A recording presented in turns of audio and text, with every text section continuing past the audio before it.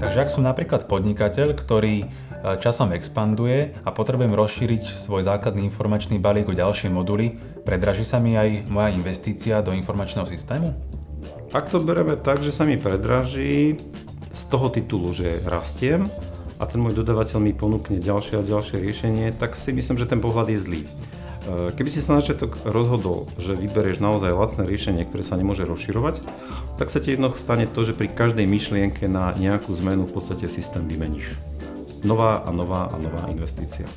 Ak si vybral dodávateľa, s ktorým si strávil čas a zistil si hneď na úvod, že on dokáže s tebou rásť, tak v princípe to nie je investícia, je to rozširovanie a je to o tom, že stále máš kde ísť. Čiže ja každému radím, aby si s tým dodávateľom sadol, aby sa pýtal na jeho riešenia, na nejaký jeho katalóg riešení alebo čokoľvek, ako to on nazýva, ale sú to v podstate nejaké rozširujúce funkcionality, doplnky, o ktorých si ty môžeš potom jednoducho povedať, áno, oplatí sa mi ho kúpiť, aj napriek tomu, že teraz ho možno nepotrebujem, ale ho budem potrebovať o rok, o 2, o 3, ale viem, že nebudem musieť ten samotný základný systém vymeniť. Takže v konečnom dôsledku dostaneš sa do podobnej pozície ako tie firmy, ktoré 15-20 rokov bežia na rovnakom systéme a naozaj to nebola pre nich opakovaná investícia, ale budovanie jednej investície v priebehu celého toho obdobia.